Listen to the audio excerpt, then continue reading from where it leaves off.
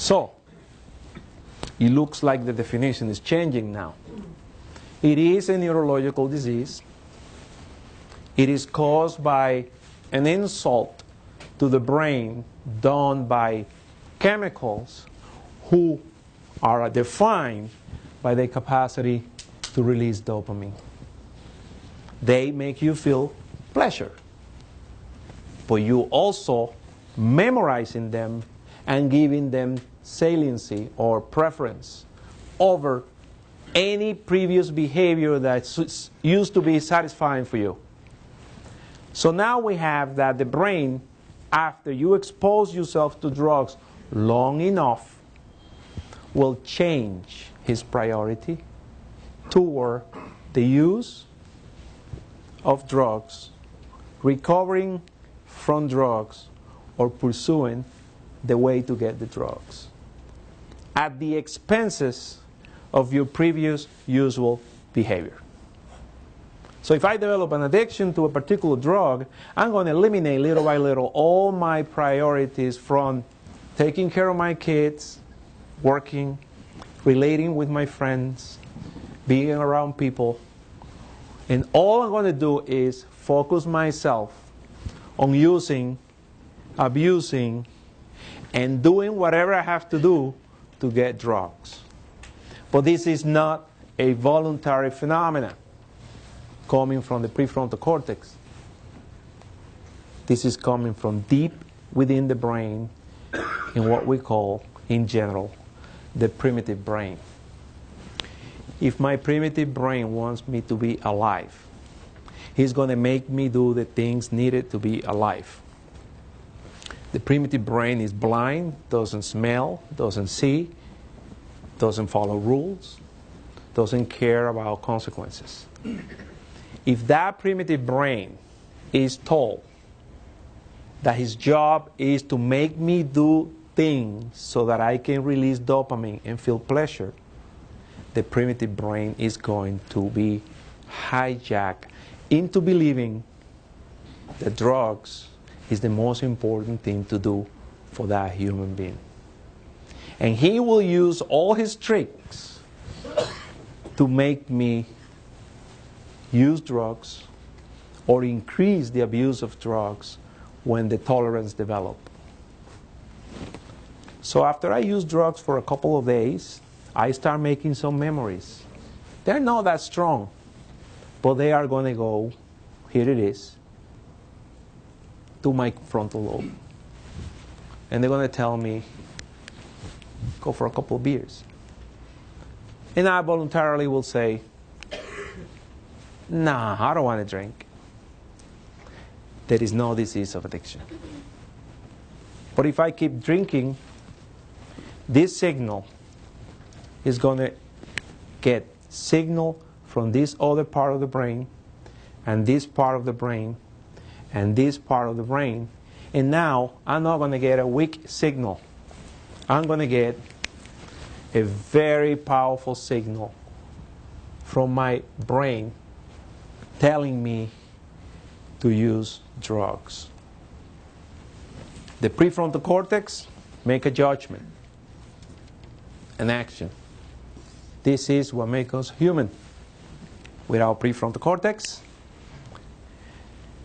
we probably will not have an addiction. But prefrontal cortex is what makes us human, intelligent, and what we are right now. So most of the time, these signals are not strong enough to make me substitute a social behavior for drugs. And you tell me, let's go and get drunk. And I say, no, I don't want to get drunk. So I probably have a use or abuse, but I don't have the addiction. So when these forces coming from within the brain bombard the prefrontal cortex to a point that the prefrontal cortex cannot say no, the patient automatically will go and use. If he was sober, he's going to relapse. So when these forces coming from deep within the brain and take over a weak prefrontal cortex, basically the person will automatically relapse. Do they know what's going on? No. What will they usually tell you? I don't know. I couldn't help it. And the point is that it's not a voluntary disease. It's involuntary. It is deep within the brain. And it has to do with the essence of being human. Let's destroy this thing in humans, and that's it. Well, we cannot destroy that little tiny area. If we do it, we will not be motivated to do nothing in life. We will sit in a chair and do nothing. The closest to that is Parkinson's disease. You heard about Parkinson's disease. Parkinson's disease is treated with dopamine drugs, but eventually the dopamine system dies. You sit them in a chair, they will stay 24 hours sitting there. They will not ask for anything. They will not do nothing. So we cannot touch that area of the brain, because by doing so, we basically will stop being human. So the reason we do certain things, I like to go this way, I don't like to go this way, I'm not making the decision. Memories from me going that way or this way are in my brain. And they will fight with each other. If he goes this way, I'm going to give him some dopamine. If he goes this way, I'm going to make him punish and lower the dopamine. So the brain basically tells me what way to go. So if you like something, it's because you associate that with pleasure. If you don't like something, it's because your brain didn't. So I'm going to resolve a big conflict in couples. That is a big problem. The husband wants the wife to do X, and the wife wants the husband to do Y. And they're in conflict. So I like to watch animal programs. My wife hates it. She likes to watch detective programs. Boring. Basically, my brain releases dopamine when I do what I do, but I don't release dopamine when I do what she does. And the opposite for her. So even that behavior is not basically my preference. It's the way my brain ends up wiring and memorizing those events. So when a person develops changes in the brain circuitry in which drugs become the most important motivation for life, that person will have the disease of addiction. And because of that, his life is not going to be in control. Even if he says, I'm not going to do it, this is the boss. And this will make you do it. Now, when we look at a person who is abusing substances, all these changes will modify that brain because high level of dopamine, physiologically, the way the brain functions, is clearly telling the brain something is wrong. So the brain will decrease the potency of this circuitry and try to weaken the stimulation in the nucleus accumbens. And the brain uses different ways to do that. So if I get high and my dopamine goes to 400, and I do it again, and again, and again, eventually my brain is not going to give me 400 units of dopamine. It's going to lower the dopamine release. So I'm going to need more drug to keep the same level of pleasure. That's tolerance. Now the brain resets itself. So if to be normal, you need 100 units of dopamine. If you do the right thing based on your culture, you'll be fine. But if you develop the disease of addiction, you reset your brain to 300, not 100 dopamine.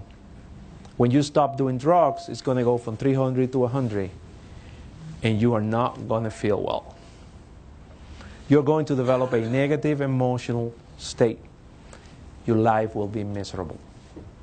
You will not enjoy things the way people normally do. You will not be motivated to do much. Your brain now says, I want 300, not 100, because those are the changes needed so you don't die. As a consequence of that, what follows addiction is a state of low energy, low motivation, low desire to accomplish things in life, which we now call negative emotional state. You guys call that depression. And you want to get medication for that, thinking that an antidepressant can fix this mess created by drugs. And of course, interesting enough, it does the opposite. It messes up your brain. Addiction relapse, patients feel guilty, family pressure the patient doesn't know what's going on, the doctor is telling him, I'm doing my best. I don't know why you relapse after you were doing better. And patients go back to square zero. So basically, the treatment of persons with addiction require that we basically put him back in the normal environment that allow no drugs to be used. And our fantasy was that by doing that, this will rewire back to normal. It's not happening, and it looks like it will never. Once an addict, always an addict. It's true. It's proven. So the idea is that these changes are, so far, irreversible, permanent, and I'm going to simplify the way one of the experts in animal studies of addiction, I asked him, give me in one phrase, what is addiction? He said, addiction is a neurological insult caused by drugs that the patient have to learn to live with. I says, okay, can we undo it? No. What's the best way to focus into the addiction? Prevention. We need to educate that if you go that route and you don't stop it when it is stoppable, you will end up developing a permanent damage in your brain, and you have to learn to live with it. It's exactly like me stabbing myself with something in the head, end up with some deficit in my body, and now I want them to fix that. And to give me a pill to fix that problem, neurologist is going to look at you and says, you're going to go to rehab and learn to walk again, and you have to learn to live with that.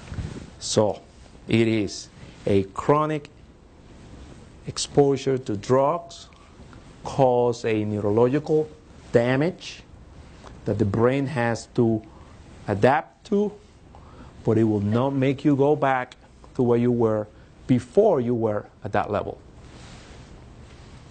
We have 10 people using alcohol for 3 weeks, and then we tell them don't use more alcohol. Probably one of them will continue using alcohol until he learned to be an addict. I like to use that phrase.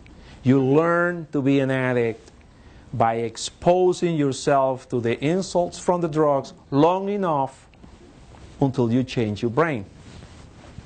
When the brain changes, the rule will be relapse, misery, struggling in a chronic way.